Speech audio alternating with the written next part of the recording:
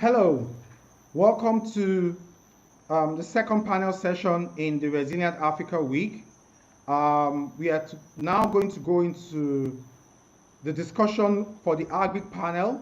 We'll be discussing issues related to the agro-processing opportunities to meet intra-Africa demand in a post-COVID era. And the discussions will start earnestly, and we have all our panelists on ground while we start. I hope you have a good time, and over to Mr. Nelson Abila, who is our moderator for today's session, to take over the screen. Thank you. Thank you, everyone. Good afternoon, good morning, wherever you may be around the world. Welcome to the panel discussion on opportunities in agricultural processing as part of the Resilient African Week 2020 organized by the African Catalyst. Just as a background, agricultural processing is the foundation for the derivation of more values and ensuring agriculture truly transforms into employment generation. I mean, employment accounts for dignifying jobs that are paying living wage, not that which concerns the practitioner to penury, as we have seen for the kind of agriculture prevalent in our climate. We have seen farmers working in AGRA system with international agricultural industries, such as Sotri International in Nigeria, that are doing far better than other farmers who are not in the AGRA system of major industry. So agricultural processing, it's meant to create jobs also in the allied sector, such as transportation, logistics, warehousing, banking and finance, insurance, even engineering, just to mention a few.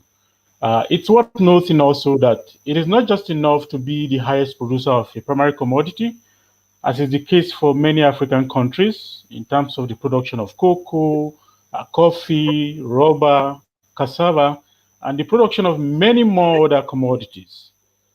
To fully understand the need to process our primary commodities, we should do a reverse assessment of value proposition through the consumer's eyes. What do the final consumer want? In what form and packaging? Where do the consumer want it? Among other critical questions that must be asked. A good analogy is the case of production of rice. No one eats paddy rice, a primary commodity. The most basic form of rice required by consumer is one which has been shelled or milled, either parboiled or unparboiled, among other variations of primary processing. Value derivation gets even better when the rice is milled into flour and undergo other secondary processing that delivers a variety of final products for the consumer. Beyond the derivation of value, we should also look at the critical aspect of actual processing in increasing the shelf life of commodities and putting them in the form that allows them to last longer, easy to transport to the market and warehouses. And of course, we can see an example of the local pastoralists who will have been incurring so much loss. We're there to be selling raw meat in the market in the absence of, fridge or other cooling facility to help them preserve the shelf life, of their meat. But we see them undertaking some kind of form of minimal processing that allows them to add value to their meat in form of yogurt, in form of fura de nuno, in form of cheese, and so on and so forth. Indeed, the benefits of actual processing are many. I've touched on a few, but I believe our panel of experts will shed more light into many more benefits as we explore the theme opportunities in agricultural processing. I'm happy to introduce to you our panel for this discussion. We have Dr. Apollos Nwafor, who is the Vice President, Policy and State Capacity with the Alliance for Green Revolution in Africa. Welcome, Dr. Nwafor. Thank you. Thank you. Thank you for having me here today. Thank you. So we also have with us Dr. Maigari Manzo, who is the CEO of Agrolog Limited. Welcome, Dr. Maigari.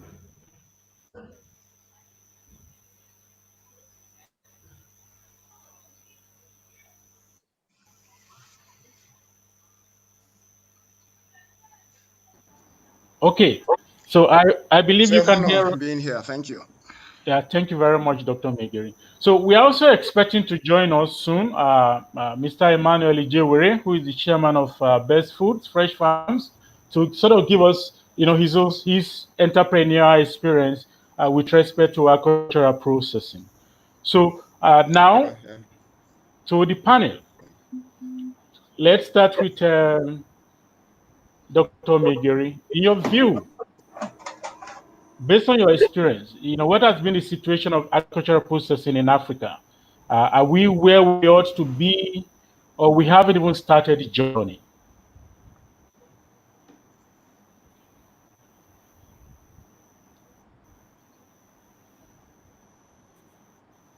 Dr. Maigari, will you like to have we can take, maybe we can take Mr. Polo. Well, thank you very much. Go ahead. Okay. Looking at agricultural processing in Africa, I'm here. You cannot hear me? We can hear you. Go ahead. Go ahead. Go ahead. Can you hear me? Yes, we can hear you. Yes, we can hear you. We can hear you. Go ahead. We can hear you. You can hear me. Okay. Yes. I think one would like to start basically by looking at Africa in a segmented manner. First, you look at the two big economies in Africa, Nigeria and South Africa. While South Africa may be a lot more organized and probably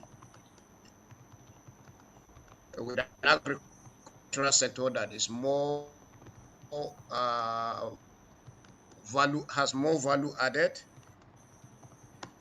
Nigeria is a bigger economy, but the reality of it is that value addition as far as agricultural sector is almost non-existent, if I may say that. The fact is this: if you look at the agricultural landscape, it is dominated by subsistence farmers, smallholder farmers that barely have 1 hectare of farmlands, and of course, you also look at it that these are smallholder farmers that are scattered. They are financially excluded, and are therefore do not have a formalized form of second, you find that each of them produces below capacity, and for processors to access them and pull those resources together into a critical mass that will make sense for them to process, it becomes a very, very humongous task. And that's why you find out that we have had to bring in middle, we have had to bring in aggregators, we have had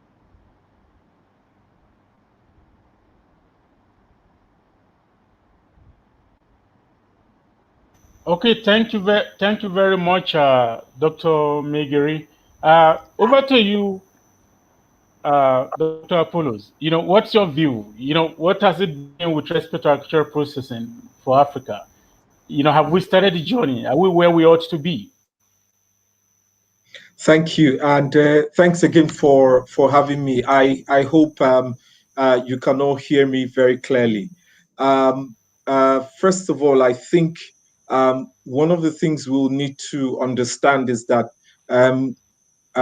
we've made certain steps in the continent as far as agri-products are concerned to move from just producing raw materials to providing processed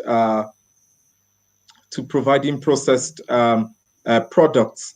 There's been a challenge along the way, like your question is asking. We've actually started, and I think we need to appreciate the fact that as a continent we've started. So you've got companies like the West Africa Milk Company. You've got other companies also that are also doing agricultural processing, but Well, I think first of all, there are issues. We need to consider the fact that there are challenges with the processing. First is energy, and there's been a problem with power. A lot of these processing industries need energy and or power to be able to function effectively. A second is with regard to the logistics and supply, of processing materials, of course, and looking at the availability. So there are challenges, political and policy related challenges with a cross-border movement of processing materials, or cross-border movement relating to transport. So if you consider the fact that, for example, within the region, there's been a challenge in implementing the regional agreements on movements of goods and services across border, and that has affected processing industries heavily. And rather, we've lost out as a continent or as a region, and a lot of our countries find it easier to actually import processed goods or processed agri-products externally outside the continent than from within the continent. So if you look at the statistics, it shows that even within, that has had an impact on trade. So for example, intra-African trade is about 16%. Meanwhile, trade between Africa and, for example, the EU, the US, Vietnam, China, Brazil, is over is close to 80%. So what's that telling us? It's telling us that there are lots of challenges that we need to deal with internally as a continent and as countries, and this number of challenges will include, first, the issues around policy. We need to consider what are the right policies that are available. How are those policies more protectionist? I think, first of all, maybe admittedly, some of our governments have made steps, in signing up to the CFTA, but yet, largely due to COVID, but also due to other issues like non-tariff barriers, that has not been implemented, and that's going to affect local companies. That's going to affect multinationals who are here, and that's leading to capital flight, because these multinationals, if they can't get things right here in the continent, then they import from externally from the continent, and there's a huge capital flight. There's loss in income that is having effect on balance of trade issues between countries, and then that's having effect on employment and jobs within the continent because of lack of the right policies, that enhance import and exports, and also ensures that, these goods or these processing materials are available. A second is around technologies. We've seen a rise in technologies across the continent, but I think there needs to be much more support for research and development that will support technologies that ensures that from the farm to the market, the processor sits at the middle, and we need to think about what sort of technologies will support processing effectively. And as much as these technologies are available globally, adapting them within the African context has been a challenge. And it's due to either the fact that we do not have the enabling environment for these technologies to be adapted, and in some cases is lack of human capacity. And then there's the fact that private sector does not seem to support research and development. So, for example, we see that with COVID-19, quite a number of innovations have come up in the continent. If you go on Twitter, on Facebook, on social media generally, and even generally on the internet, you see them celebrating some of these little innovations. But that's where it ends. There needs to be a systemic way of ensuring that those innovations are driven with support either from the public or the private sector.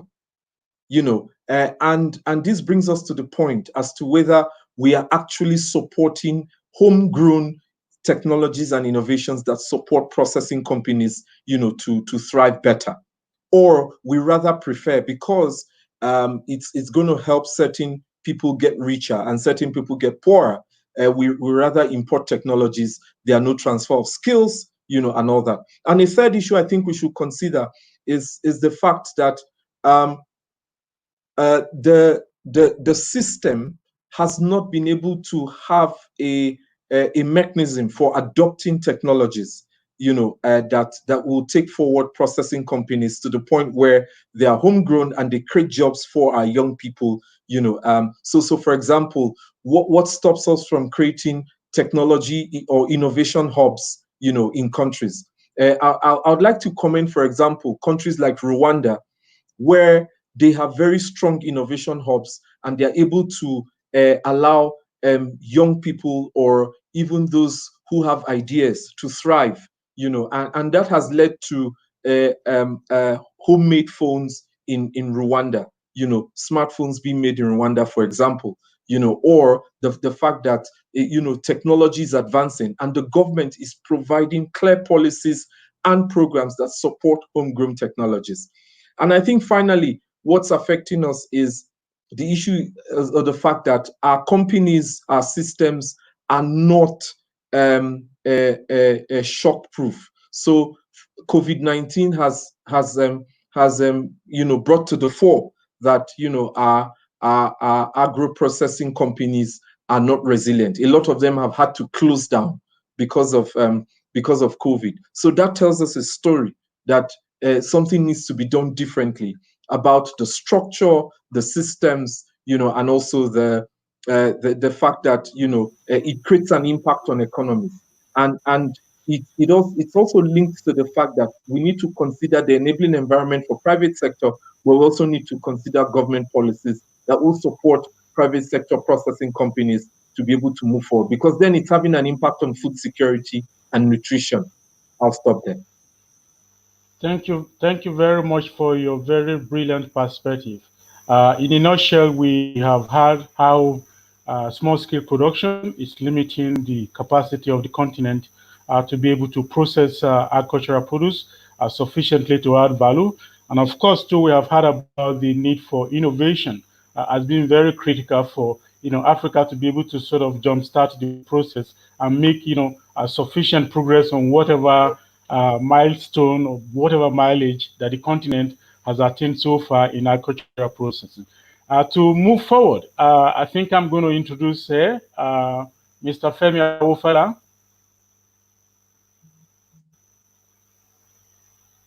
Hello, Femi. Yes. So, welcome to join the panel.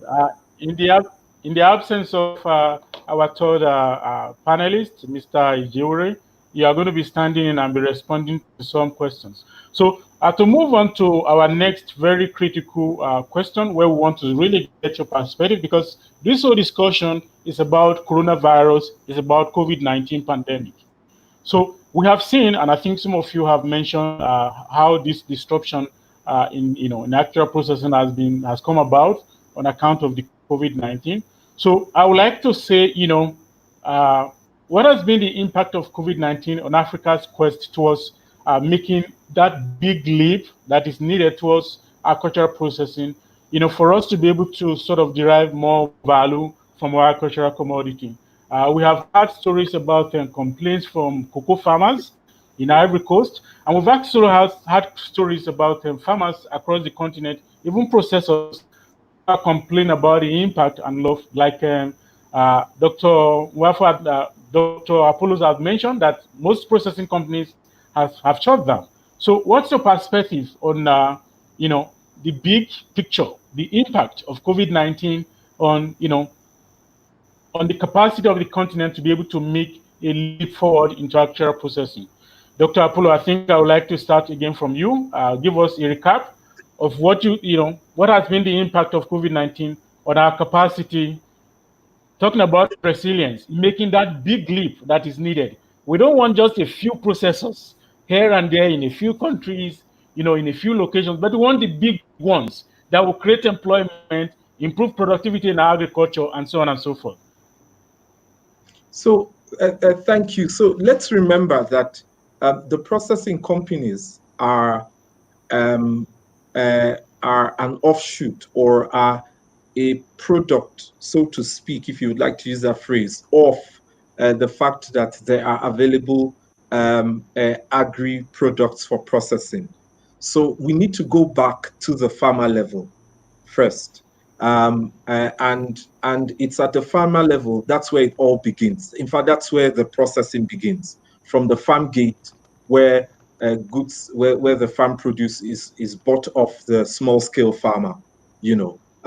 So, and then taken to an aggregate center. So you have where you have the hub agro dealers, you know, who then take it and then send off to the processors or to the market, depending on you know, on the supply chain that is being used. So then the more we produce, the more it attracts, you know, big processing companies who want to process goods, agri products in volumes rather than, you know, in piecemeals. Now, that is not to negate the importance of SMEs who are critical. So you have agro processors who are small scale agro processors, SMEs, and there's been the argument that we need SMEs to actually thrive within the continent, and then that way, through economies of scale, you know, then you can begin to see mergers and acquisitions, and then they then become big processing companies, right? But that has not necessarily been the case, and that's because there's been challenges at the farmer level, at the production level, where that needs to happen. So for example, we see that Ivory Coast, you know, Ghana, or rather, I should use the much more correct name that the government likes to use, Cote d'Ivoire, you know, Ghana, are very large cocoa producers. So Cote d'Ivoire is about the third largest producer of cocoa globally, but it only gets 5% returns of the global market or global profit on chocolates. Why? Part of that reason is because of the lack of effective enabling environments, policies that support processing companies within the continent. That's one. Now, with COVID-19, it has become aggravated. So you have a lot of SMEs who do processing, but because of lack of strategies and mechanisms for resilience and dealing with shocks like what COVID-19 has done to us, they've lost job. And that's linked to issues around access to financing. So for example, what sort of financing guarantees are in place to make sure that within market shocks and resilience, within market shocks or economic level shocks as a result of pandemics like COVID-19, how will these SMEs operate? That's the first thing. Second is, due to COVID-19, governments then came up with policies. And to be honest, they may be to a certain extent right, because, you know, they want to protect their citizens and avoid, you know, the spread of the pandemic. So they had to close down borders. And that has affected trade, that has affected supply of processing materials, that has had an impact on SMEs. So at that level, I know that regional economic communities have met. So, for example, ECOWAS has met to look at a trade harmonization policy within COVID-19. But let me be honest, some of the countries within the member states have actually backtracked on what was agreed at the ministerial level of ECOWAS, because they've gone internally and considered the fact that they are not going to be able to implement these agreements because of the pandemic and the scare that it's already having an impact on their economies, right? So that then affects SMEs, that affects the processing companies, and people are not able to function. That's also having a COVID-19 has also brought about the fact that because these processing companies are not able to function, we've lost jobs. And now it's estimated that within West Africa alone, we've lost about 70 million jobs due to COVID-19. Across Africa alone, it's said that over 115 million jobs has been lost. And so you can imagine, because ECOWAS is the largest regional bloc, you know, or is the regional bloc with the largest population within the continent. So Nigeria alone accounts for over half of the regional population, and it's of course about the largest population within the continent. So you can imagine that 70 million of those jobs that have been lost, more than 60 to 70% of them are coming from Nigeria alone. So that's an impact that we need to deal with. And that's because a number of SMEs have had to close down. A fourth issue that we need to see as part of the impact is that it's having an impact on food security and nutrition. So food systems are failing, and it raises the question about how we're building resilient food systems. And the agro-processors play a critical role in strengthening food systems, because without that, then we're not going to get nutritious foods. We're going to have post-harvest losses because no one is able to buy from the farmers to process. So farmers are losing incomes. People are getting poorer, and it then drives the prices of food higher, because you're largely depending on what's available, and then it also increases the balance of payment problems for countries, because now you have to import food that you don't have and you can't process because of COVID-19. So these are some of the impacts that we're seeing as a result of the pandemic. I'll stop there for now. Thank you very much, Dr. Yeah, Nwafor. I'd like to just make a comment on his impact and the things. For me, I think in Nigeria we were just starting the planting season when the COVID-19 came about. I hope you can hear me, Dr. Nelson. Yes, I can. I Okay. can. So from the primary production point of view, I think it also has been a big challenge, because even the processors who are ready to process, when they now have to start forecasting their input or their supply input, it's becoming clear that they may not be able to have such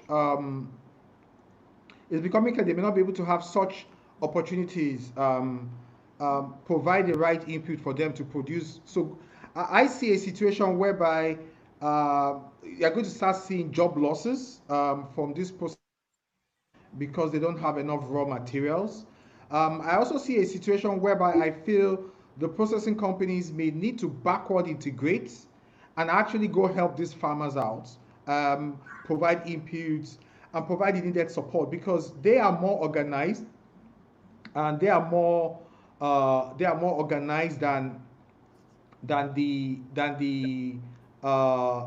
primary producers, which are the farmers themselves. So it's high time we see a bit of backward integration from the processors now to actually ramp up. Because, for example, if you look at irrigation, which is a big limiting factor to cycles of production of agricultural produce in Africa, we largely depend on rainfall, and if you have a natural stream or a natural water body near your farm, it's easy for you to produce. So now we have to start looking at ways to provide all year round irrigation, such that we would not depend on a seasonal production in itself. And I think this is one of the reasons why a number of producers or a number of processors seek to go and import or buy from other nations where they have it in itself. The second major issue I also see is supply chain. Issues on getting produce from the farm to the processors because of the lockdown. Supply chain has been greatly impacted, and you find out that these farmers depend on roads basically. There are no rail systems that can take goods and produce from the farms to the manufacturing companies. So what has to do is the fact that if you have a lockdown, then I can't move around. And what the government have termed what they call essential services, when they say essential services, is actually the restaurants or the people providing the final food. The government has forgotten that part of essential services is that farmer going to farm, because he's part of the value chain to get that food in the supermarket. And part of essential services is also that processing company that is producing that cassava into starch. So I think there has been a disconnect between what I really why focus has always been on healthcare opening rather than you also having the food value chain, being an essential and requirement. You can see a lot of funding now going to healthcare, and people forget that when you stay at home and there's no food, you fall sick. So that's my own point of view, Mr. Abila. Thank you very much for your contribution, Mr. Awufala. I think in summary, we've seen that COVID-19 has had an impact on the upstream and, of course, on the downstream in terms of agricultural production and agricultural processing. Welcome on board, Mr. Ijewere. Thank you very much. I'm terribly sorry. Technology is a big challenge around here. I'm terribly sorry. We are learning and we shall overcome. My hypertension will come down. I apologize to all of you. No problem. Welcome. So we're just in the phase exploring the discussion around opportunities in agricultural processing, particularly in view of the COVID-19. And just before you came in, we have just had inputs from our panelists on what has been the impact of COVID-19 on agricultural processing, whatever progress it is we've made in the continent. And, the summary of it is that both the upstream and the downstream of the agricultural sector has been affected. We've heard about jobs being lost by small-scale processors. We've heard about farmers unable to go to farm to be able to produce. So welcome to join us, Mr. Ijewere. In moving forward, I think it would be nice to start with you on our next set of questions. Considering the pre-existing challenges hampering our ability to increase agricultural processing, which includes finance and lack of appropriate infrastructure, which has also been exacerbated by the impact of the COVID-19 on agricultural processing. Going forward, how do we address these challenges to ensure we have an agricultural processing and value chain that can withstand an emergency such as we have witnessed with the COVID-19? It can be something else, in the next few months or 10 months down the line. So, how do we prepare ourselves? How do we sort of, what do we put in place to make sure our food system is secured and, is resilient? And we are not going to be having problem of shortages of food or even processors not having enough to process, and we have to be bringing food. We've been complaining about the huge import bill for food for Africa. The COVID-19 is like it's going to be going up. So how do we slow that down so that we can actually produce what we eat? We should produce and process what we eat. That way we can grow our economy. So what is your point? What's your perspective, Mr. Ijewere? Thank you very much. Once again, I apologize. My first reaction is this.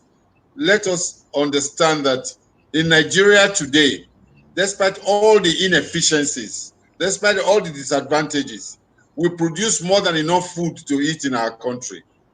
But because of lack of planning, carelessness, over 50 to 60% of that food is lost. Start from there. Yes. How do we reduce this loss? Since independence, government policy has been directed as supply chain agriculture. But since additional, he came up with demand supply chain agriculture. In other words, let's say these are the things we want and work our way down. What we also discovered is that those who are making the demand are financially better equipped, are also better exposed, have understanding, a lot more understanding than those people that are going to produce. Therefore, link up these people downwards. We need to change the old concept we have always adopted and then pay a lot of attention to saving the food we are already producing.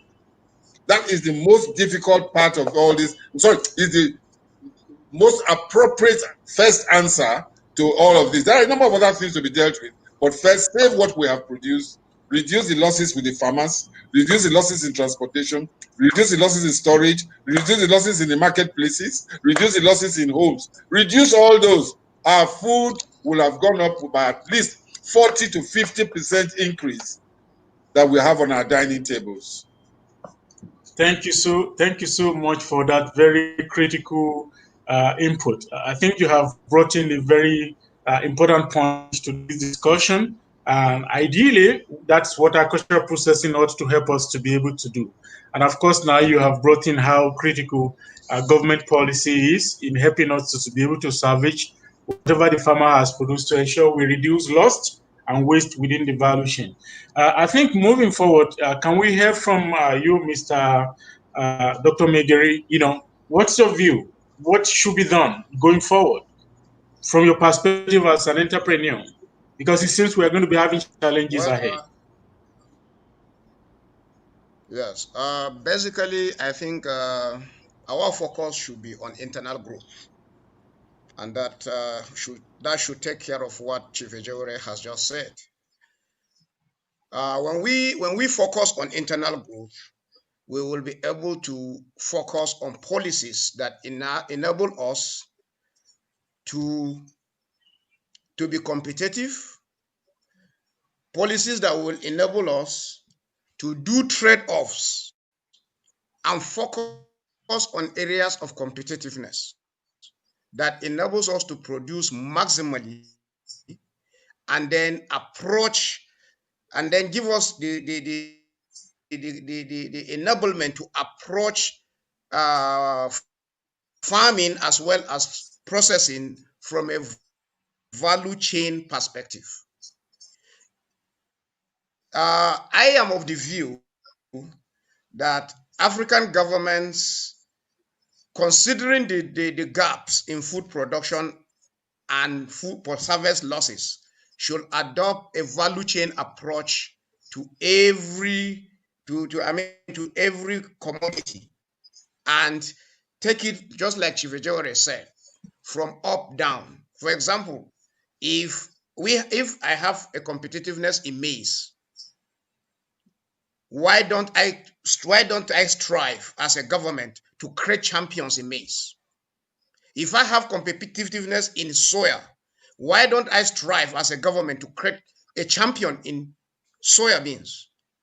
At the moment that we speak with you, maize, within 3 weeks, the price of maize has risen from 10,000 to 19,000 naira per metric ton. I mean, 190,000 per metric ton. Now we do not have such as cassava grits, sorghum, millets, and the rest of them, but we have not been able to harness them. We've not been able to do research and on those things to be able to deploy them.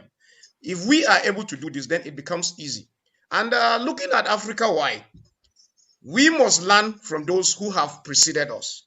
If you go to the Eurozone, some countries are allocated the production of livestock based on their competitiveness, while other countries are allocated the production of specific crops based on their competitiveness. That way, it reduces friction. That way, people are forced to integrate. Countries are forced to integrate. It is extremely important that we know that Africa cannot continue or cannot even successfully introduce protectionist ideologies or policies because it will not work. We are not that competitive and we do not have the economic strength. But if we do this and approach the agriculture from production up to processing from a value chain approach, we would have been able to develop champions in commodities that will stand strong and can be supported by governments. And then we open up our borders, create common infrastructures across Africa that will enable food delivery within the shortest possible time and with this, I believe, is going to help Africa a big deal. Thank you very much, Dr. Maigari, for that input with respect to creating champions and also exploring to full our competitive advantage in producing what we eat. Dr. Nwafor, I'm coming to you. Good. So, still on the discussion going forward, what should we be doing? What should we be? What is the foundation? What steps are we going to be taking? We've had discussion about government taking a proactive measure to stop wastage and loss. We've talked about putting policies in place to increase competitive advantage to produce, what we can better produce. What's your view with respect to what we need to do, moving forward? So I think thank you, and I think the last two speakers, Dr. Maigari and Chief Ijewere, have actually provided very strong recommendations. So to build on that, I think we need to start with building. We need to support that with building stronger and resilient institutions. That will support the reduction in post-harvest losses, because then it creates more for the processors, as well as gives more value for money to the farmer, and ensure that agriculture becomes a driver of our economies. And with COVID-19, I know that a number of countries across Africa have approached us and said to us, would like to rebuild our economy through agriculture. So agriculture will now become the basis for economic recovery and will drive economic growth going forward. In some other countries, they've said, well, we're looking at 4 pillars and agriculture is going to be one of the 4. So across the continent, agriculture is going to play a critical role with COVID-19 in place. And let's get this very clearly. It does not look like in the short term we're going to see a post-COVID era. So I think we need to start rethinking our plans and strategies and policies. So what that means is that we need to think about how do we ensure that agro-processors are functional within the pandemic.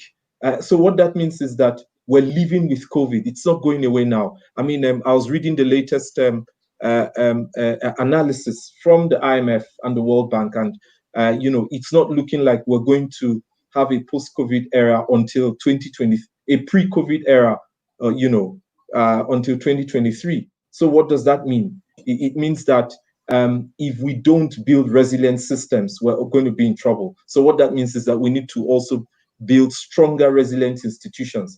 For example, how do we reduce food waste and loss by supporting our strategic grains reserve in countries, so that they're able to store more with the right technology, first of all, so that there's more for the agro-processors and there's more food in the country for people to eat. That's the first thing. Second is that we need to look at access to financing. We know that there's been challenges, especially if you look at issues around a reduction in foreign direct investments in agriculture and in technologies, but also the fact that even internally, there are now huge cost drivers, because of COVID-19. So what will our governments do to sort of cushion the economic shocks? I know quite a number of countries have developed economic stimulus plans. Some of us are looking at them, and we're trying to see how to support these countries. For example, in Nigeria, where we're referring to for now, some of you must have read the economic stimulus plan. So it's going to cost 2.3 trillion naira, and that's in its naira value. And part of that needs to be used to ensure that we are guaranteeing, to a certain extent, our agro-processors, particularly because we don't have large agro-processors within the country, but they are more SME-type processors. So those will need access to finance support, credit, to be able to operate and save jobs, going forward. A third is around looking at our input distribution systems. I think, Femi, you had talked about the fact that because when COVID started, we were just getting into the planting season. So what that means is that quite a number of countries were not able to continue with the planting season within the region in West and Eastern Africa. But I think in some countries, governments were able to provide PPEs, protective equipment for farmers and for VBAs who actually do the distribution of inputs, seeds, fertilizers to the smallholder farmers. I know the planting season is still on in some countries, but in some countries the rains have come, so the season is moving.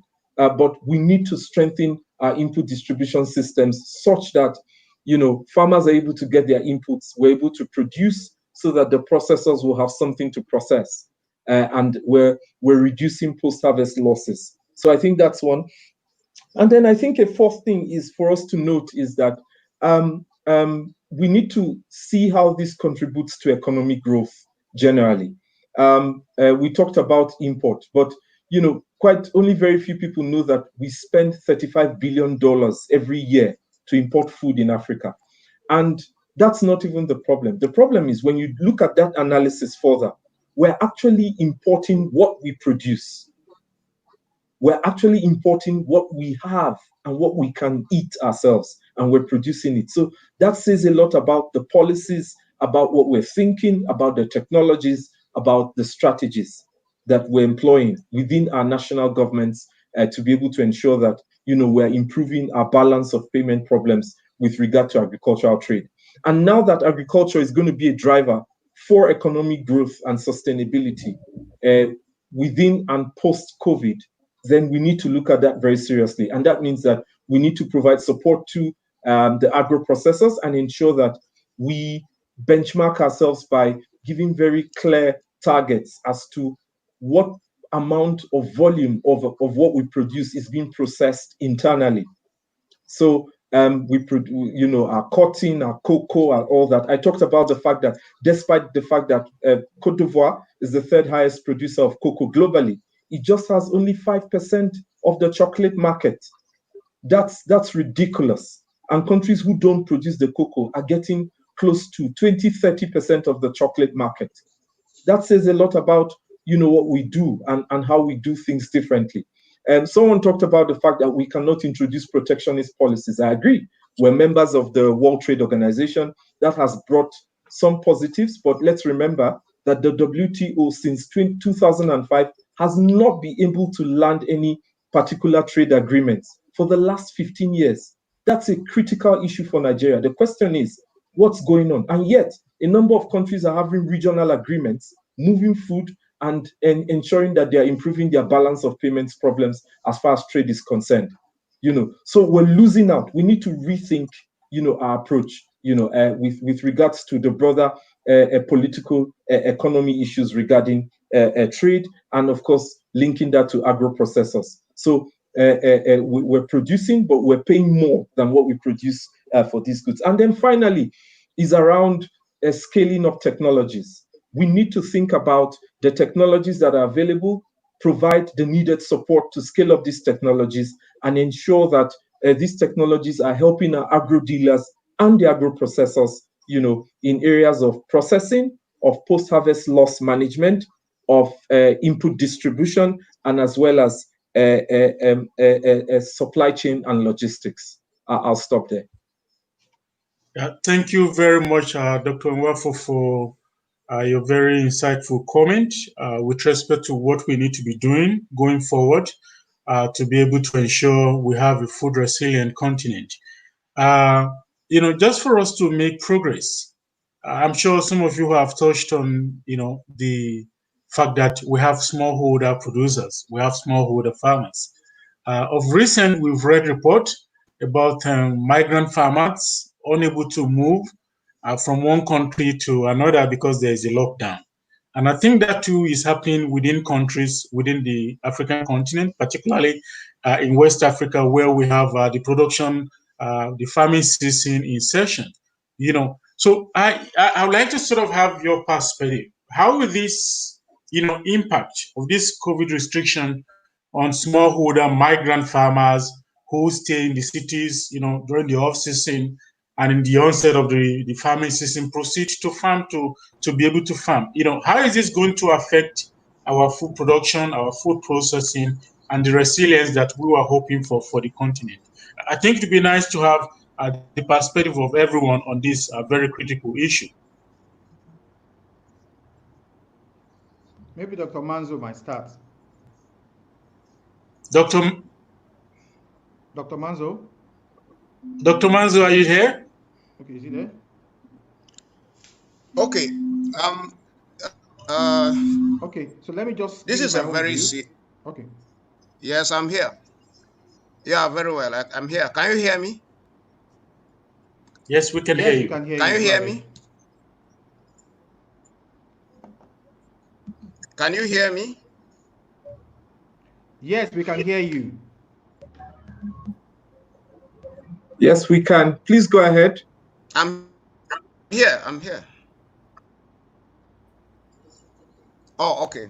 Well, this is extremely important, and I'm just going to say this as somebody who has been affected directly by this. Yes, I said I'm going to speak from.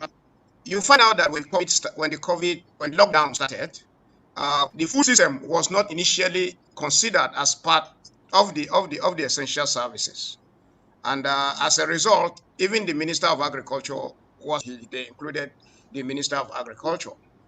Now, what happened was that there was a complete lockdown of every major settlement, from large villages to state capitals. In fact, the task force was going there every day to harass them and stop them from going to farms. People couldn't just move. People couldn't do anything. In fact, people moving food from the north to the south that were caught in transit couldn't proceed. Some of them stayed there, and in the open, their grains were soaked by rain and destroyed.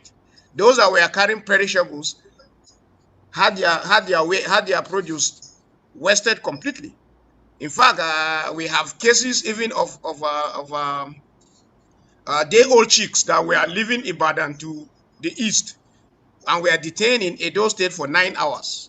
Anybody that is a player in that sector knows that that is completely a waste. Once you detain day-old chicks for 9 hours, it is wasted completely. We have cases where in Ekiti State where fish farmers couldn't evacuated their fish and they were to take it to Lagos and they were detained and they lost the whole consignment of fish. So we had to understand the fact that given the architecture of our agriculture, we know that we do not have food banks or storage that can take us even beyond half a year. So what we are eating now is what was produced last year, and what we will eat next year is what is supposed to be produced now. And therefore, we didn't hesitate in calling the government's attention to the realization that what started as a health crisis is fast transitioning into a livelihood crisis. Thank God the government has been able to put certain measures in place. But the major issue is that we depend on rain-fed agriculture, and we have lost a critical part of the production cycle. Now, even to compound that, what you see on ground is that there are no inputs. Inputs are in their short. As we speak, improved seeds today are selling by 100% higher than the normal prices that they should sell. Fertilizer, you can't even see it. Even though the government is trying as much as possible to bring in raw materials, we are talking of agrochemicals. They are all scarce and prices are skyrocketing. Therefore, these small farmers, other farmers will not be able to produce. And what we see, just like Apollo said, is that this is not going to be a post-COVID era until after 2022, because when we don't have food, of course, it will further compound our situation. We are going to be hungry, and our immune systems are going to be terribly lowered. As such, many people who will ordinarily have withstood the onslaught of COVID will succumb easily. So these are very serious issues that we need to look at. Just like Apollo also said, the issue of deploying technologies to scale up and improve the input supply systems is very, very critical. It's important that what we have lost in terms of time because of in the production cycle should be boosted by adequate supply of quality inputs so that farmers can have this and then boost up their production to try to close the gap. But this is a very serious issue, and as I speak, for those of us that are in the northern part of the country, if you don't have fertilizer and herbicides or pesticides to treat your fields with, you have lost out completely for the whole season.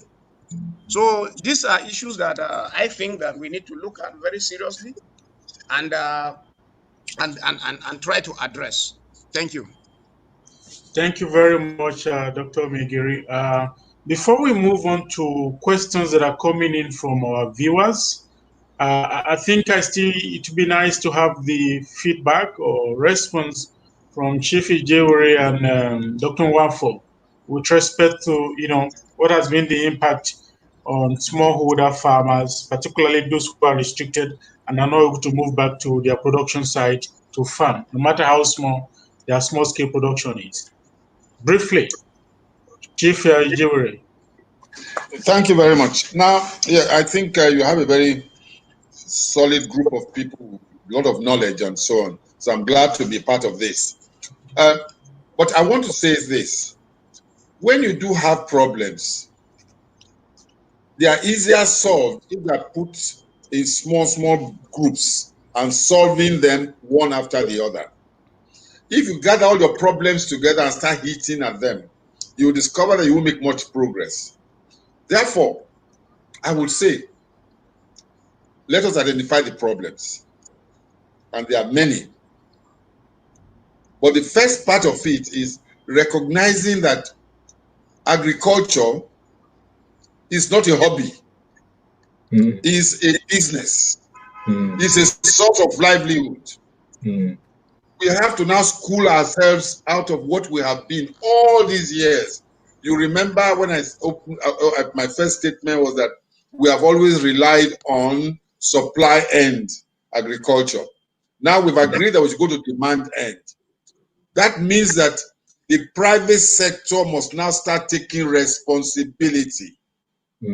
When we meet and talk, we still talk about government does this, government do that, government do that. Hey, the government you're talking to, they don't even listen to you. The government should be referred to as soldier go, soldier come, barrack remain. The private sector is the barrack of Nigeria. Various governments are the soldiers. They go and some of them never come back. So I'm actually saying that the private sector needs to come to itself. Let's give an example. A bank in one of our groups spoke to us and said, look, we want to help 10,000 female farmers. 10,000 female farmers, how do we help them? We'll credit their accounts with so much amount of money, and from there, they will now be buying goods and be selling. You're talking about these small traders. Now, the next question is, who supplies the traders? It was then we realized that the traders will have to go to the farms. By the time they go to the farms and come back, they will have lost all their money. So we now say we put together aggregators. We discovered there were no aggregators. The aggregators we found have no warehouses. Because of that now, this whole project is threatened. So what I'm actually saying is this. Let us start thinking for ourselves. Government should not be the source of economic development. The private sector should be. Government, especially in agriculture, should be the one that will be supporting the private sector. That's the first problem we need to.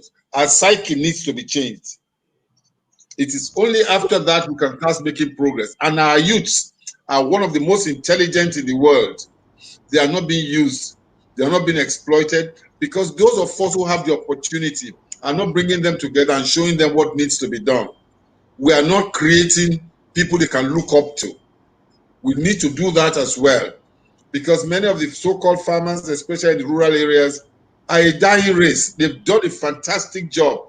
Anytime I have the opportunity, I doff my hat for them and I thank them for feeding this country. We've created their poverty because they have created the food adequacy in Nigeria and sacrificed everything they have. But the time is coming to an end. Unless we restructure and reset, which COVID has given us as an opportunity on, we will now have a lot of problem going forward. Thank you. Thank you very much, Chief Ijewere, for that very critical contribution. Indeed, it's important for the young ones to get into farming, and of course, too, government should create an enabling environment rather than get unnecessarily involved in agricultural production. We have a number of questions coming in. I think it would be nice for us to start responding to some of the questions that are coming in. And I think I would like to ask Dr. Nwafor to respond to the first question, which is, what impact will COVID-19 have on the current African Continental Trade Agreement, as many nations aim to secure employment for their citizens? Do you see this affecting current agreements? Thank you. First of all, I think we need to remember that you know, the CFTA, the Free Trade Agreement for Africa, you know, holds a lot of promise. If we do that, then if it's successfully implemented, then Africa will become, I think, the second largest trading platform globally, or even, you know, the highest, because of the number of volume, the number and the volume, as well as the diversity of goods and services that we have to trade amongst ourselves.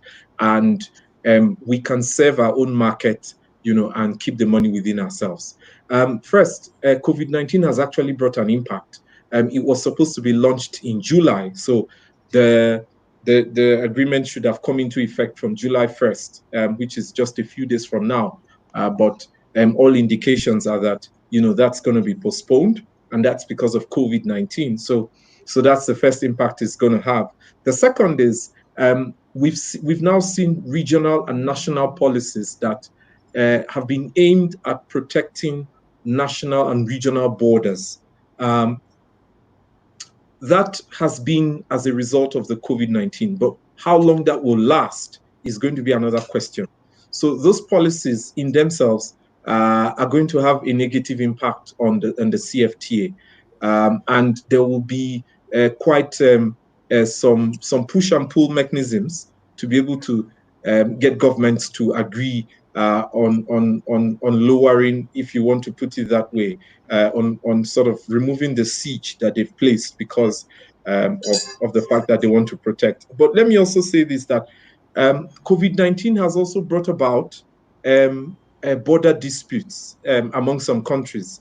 So let me give you an example. So there are two countries, I'm not going to mention their name, but we've been monitoring, you know, trade across the continent, particularly agricultural trade. And one of the things we saw was that a particular country said, because of COVID-19, when you get to the border with your truck, you're going to come down, you will hand over the key to the immigration staff of the country where you're entering to. They will then give it to their own driver that they have tested, who's COVID-19 negative, to drive that truck into the country, drop the supplies, and bring back the empty truck to you. And of course, no company will allow that to happen, because these drivers are going with logistics officers who need to actually, and security, who need to be sure that the goods actually get to the point of destination, and that, you know, those who are receiving these goods are able to sign for them, you know, to ensure that payment is effected. And so that brought disputes between the two countries. So quite a number of countries are now having trade disputes because of COVID-19. So that will have a larger impact on the CFTA. A third issue, which I'd like to mention, is the fact that within the CFTA itself, there was an agreement that there will be 10% of all the goods that will be treated as, as protected, to protect local industries in countries. That has not been settled. Now, be that as it may, it does not mean that the CFTA cannot take off. But COVID-19 has now, is now going to make those discussions very difficult, because they will just be looking at the health issues, the political issues. And remember that trade is also a national security issue. These things need to be worked out, and COVID-19 has aggravated these issues. So I think these are some of the impact, and that will then have an impact on, particularly for agriculture, on smallholder farmers, because it's going to affect exports. We've had to work with countries to remove export bans before COVID-19, but as a result of COVID-19, some of these countries have brought back those export bans. So we're seeing policy somersaults, a reversal of certain policies, as a result of COVID-19. So those are the challenges that countries will need to deal with, if the CFTA is going to take off successfully. Thank you very much, Dr. Nwafor, for your contribution. I think the way we have been trying to popularize agriculture has led to so many youths, expressing interest in participating. We have among our listeners Kingsley Amanze. I believe he's a youth. And, Kingsley says, I'm Kingsley from Nigeria. Is it possible to practice small garden farms within our neighborhood as we see in most places online? If yes, where can I have good seedlings here in Nigeria to start? I think that question should be answered by Dr. Maigari.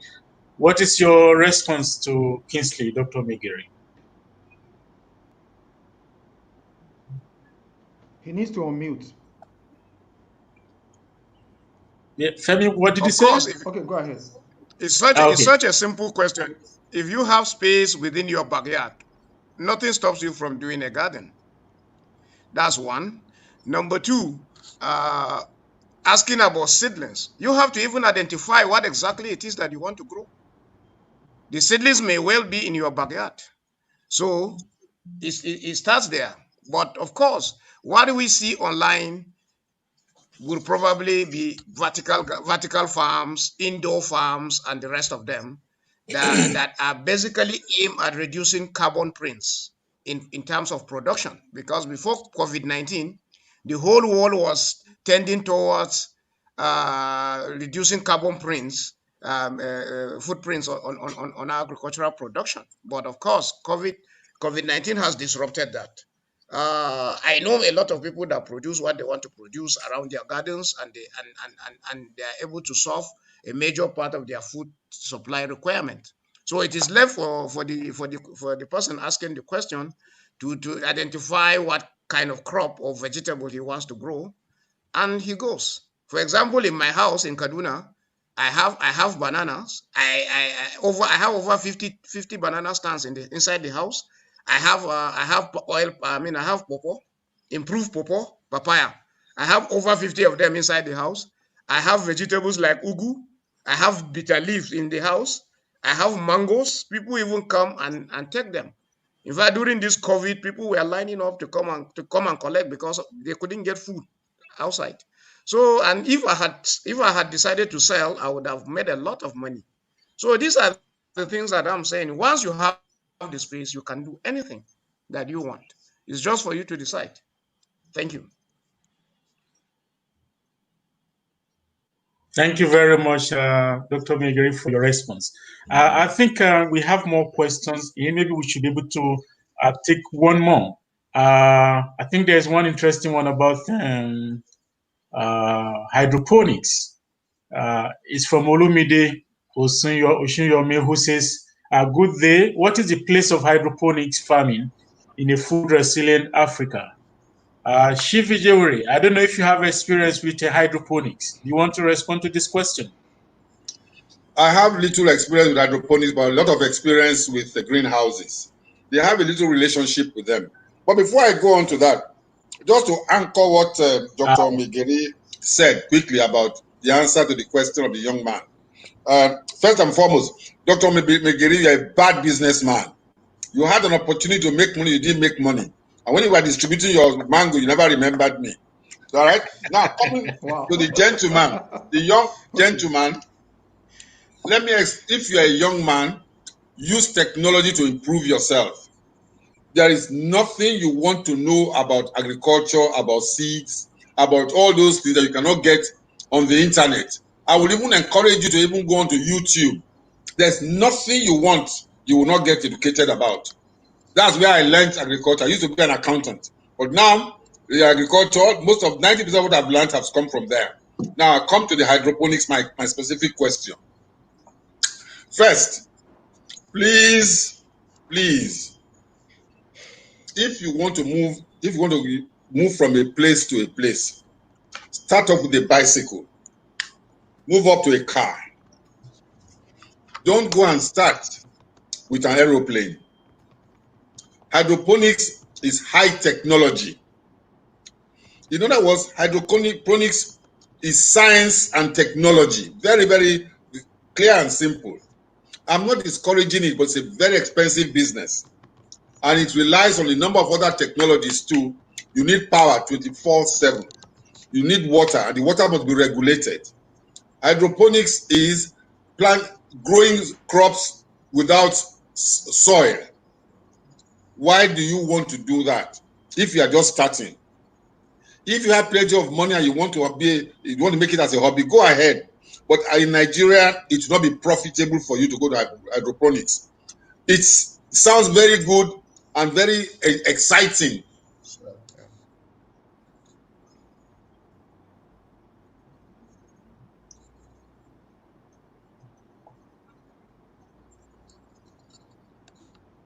I think we lost him. To use such big words, okay. But it will not put money in your bank account in Nigeria, because if I will quickly come in, please, I hope I will be allowed to. Yes, sir. We have like 5 minutes left. Yes. Thank you very much for quickly. I just want to say that. Yes.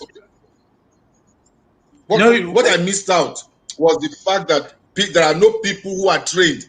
Even my greenhouses, I have a lot of problem getting simple people.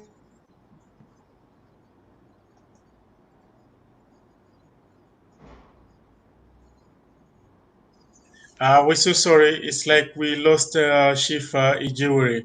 I think understand the greenhouse. Okay. Thank you. All right. Thank you, sir. Thank you very much for the input, Chief Ijewere, on the concept of hydroponics. I think more questions are coming in, and I'm not sure we'll be able to take all the questions. But I think, okay, yes, Femi. Go ahead. There's one person asking on lack of funds to assist youths. I don't know whether you can. Well, I don't have much information to provide, but of course, I believe the interaction should continue. As we're trying to wrap up, possibly, Femi, when you're giving your closing remark, if there's a way for us to continue this conversation, since we spot people's interest, and we should be able to sort of provide answers to questions that are being asked along the line. Yes, we have a link. Up. We have a link on YouTube, sorry, on LinkedIn, that is currently being displayed. Most people can go there to join and still ask questions to converse. I just wanted to put that out so that our viewers can be aware that they can join the discussion forum on the LinkedIn group. So in that discussion forum, everybody is still there, and you can still ask your questions, and we can still answer you, in itself. So that answers it. Go ahead, sir. Thank you very much. And I think for us to wrap up this very interesting discussion, it would be nice to have a last word from our panelists. Let's start with Dr. Maigari. What's your last word to us? Well, for me, I think that one critical thing that we must not lose sight of as we as we drive towards integration in Africa is the establishment of commodity exchanges. We need to have commodity exchanges in all African states. In fact, in a state like Nigeria, I will advise or suggest that we have a commodity exchange in each of the 36 states. This will help us to bring standards into the sector, into agribusiness. It will also bring about regulation and certification. Because certification, the standards, regulations, and the certifications constitute the business in agriculture. If everybody is doing just what they want to do, you end up with just food fraud. But if there are standards, then you know. If there is regulation, then you know you have a business. For example, I just want to say this. I'm going to talk about crops that Africa has competitive advantage and then indicate to you in which stock exchanges that you can have futures. Look at soya. Where can you go and get futures pricing in soya? Is the Chicago Stock Exchange. Commodity exchange. If you look at oil palm, it's in Malaysia. And we were the fathers of oil palm in Nigeria. If you look at ginger, it is caught in India. If you look at cashew, it is in Vietnam. If you look at cocoa, it is in Holland. Just like Apollo has said, we are busy sweating and suffering, and we get only 5%. The real thing is happening in Holland. Look at rubber. Rubber is in Tokyo and Malaysia. So we cannot underscore the play do this and lead to an apex commodities, African commodities commodities exchange. Seriously, most of our efforts will never be remunerated. And I'm saying this because just like Chief Ijewere said, the stock exchanges are actually going to be driven by the private sector, with government providing the regulatory the policy framework that enables us. Yes, enabling environment via policy that enables us to have long-term strategic planning that will contain shocks here and there. I think it is actually the foundation upon which the African free trade continental area will function. Thank you. Thank you very much, Dr. Maigari, for that very critical input. Commodity exchange for agriculture. Chief Ijewere, what will be your last word to us? 60 seconds, please. 60 seconds. We rounding up. Chief Ijewere, are you here? Sir, are you here? Just the last commentary, sir. I think he cannot hear us. Okay. Umi? Yes, we're about to close. We just want your last commentary. Yes, we want your last words on this to wrap up the discussion. Is that Mr. Ijewere to speak? Yes. Okay. Basically, I think this has been a very good platform, but I want to re-emphasize one thing. Let the private sector work with each other. If I look at the quality of the people here, if even we talk to each other, we'll make a world of difference. We usually don't. We work in silos. We must stop. Government works as one unit or 36 different units, but they also end up as one. But with the private sector, we're in thousands and millions, everybody in his own silo. Let's start working together. You will discover that we'll make a world of difference. Government will come chasing after us. The only reason why they don't take us seriously is because we are easy to walk over. So that's my message to everybody in the agricultural space. Learn from your neighbor, unite with your neighbor, cooperate with your neighbor. There is no space for competition. There's only space for cooperation. Thank you. Thank you very much, Chief, for that very excellent one. Dr. Apollos Nwafor, I think the last word goes to you. What do you have to say to us? Thank you. So I think I'll link my last point to what Chief Ijewere has said. Are we still on? And I think that was also echoed by Dr. Maigari on the issue around getting private sector to be able to play in this space. By government making the enabling environments, and of course, I like the idea of a commodity exchange board. That's very good. But I think it's important, and we probably need to look at exchange boards, building on value chains or crops where we have competitive advantage. Finally, for me, it's around institutions, making sure that, and this is as a result of COVID-19, so we've seen that the shocks from COVID-19 has questioned the resilience of our institutions. And without these institutions who are providing the regulation, the enabling environment, that's going to have an impact on private sector. It will have an impact on agro-processors. It will also have an impact on the smallholder farmers. So it's important that we strengthen these institutions and ensure that they are resilient and are able to deal with shocks. And linked to that is around making sure that there's access to finance to back up, those institutional plans and strategies that will deliver for the smallholder farmers and ensure that the space for private sector to play is enabling rather than disempowering. Thank you very much, Dr. Nwafor, for your last word. Femi, do you have anything to say before we wrap up? Nothing. I really thank everybody. I mean, it's really been a very quite an entertaining and very enlightening session. I would like to tell all our viewers that if they still have contributions, we have a LinkedIn group called the Resilient Africa Week Discussion Forum. It's free to join. All our panelists will still, join too, and we will have discussions on this same topic, all year round. So you can still post your comments there, your discussions there, and things. The link is in the description below. You can also click on the link where you are watching from on YouTube, where you have a description just below. Just click on it, and you also get the link to join the group. Thank you. I don't have any other comments. Thank you very much, Femi, for the information you've provided. I think I would like to thank all our panelists for joining us for this very discussion.